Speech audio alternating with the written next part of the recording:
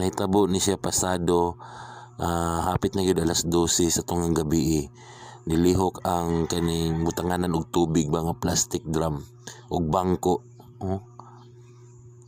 Nay murag di ingon nato nga nakauban nila, mag-agaw ni sila diri sa amo ang silingan diri sa may kilometer 71 ng Matanaw.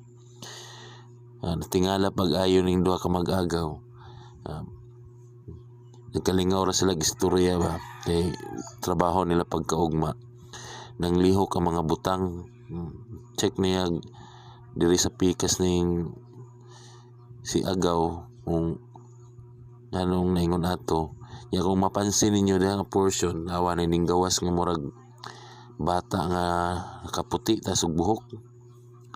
Murag di po sila kabantay, di mo siguro gini magpakita ni multo. Caught on CCTV camera ni mga kamarukoy. Di nila makita. So pero sa CCTV klaro kayo. Tutuki pag-ayo ninyo ang video. No.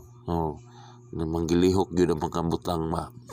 Awang bangko karon nga kamarukoy murag ginahinay og lihok. Murag kani sila according sa ilaha nanghinami man sila. Nilimbawt yun naman nilihok ang bangko, gipalihok. Tingala siya alsaho na niya ron kay mura og wa magipisi. Nilihok man eh. Ako sige kahibulong ba pagkakita nila ning bidyuhan ni wa na di na mo gawas isag alas 6 sa gabi di na mo gawas. Nakita gyud nila nga nay multo. Nagi katalagman awa ning gawas na pud ang batang babae. So kung ikaw ani makatagbo kasto ngang gabi ngayon ini, bisag dili makatagbo pero maka-encounter ka nga manggilihok ang mga gamit, baw lang sa bation nimo.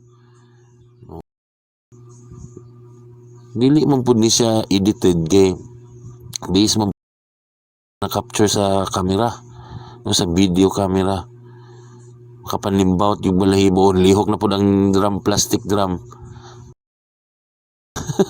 Tindogod si Agaw Marlon. Action siya kabalaka ba. Kamang-kamang na ang batang babae. Murag baki ba. Umbot lang. Asa ni gikan. Namagay history aning lugaran nga kaning diri nga portion daw sa una. Na daw bata nga gipatay no, gi-rape. Wala siguro ang taga-agustisya ba. Morning ingon ini. Pero wala pa po ninadtuan ng mga kanaganing mga kuan sa mga spirit para mapahilo na unta ang kalag ba. So, sa karon no, ginapuy-an gyapon ning balayan kuan man tora nang pisting yawa ninagan sila padulong sa pakita gyud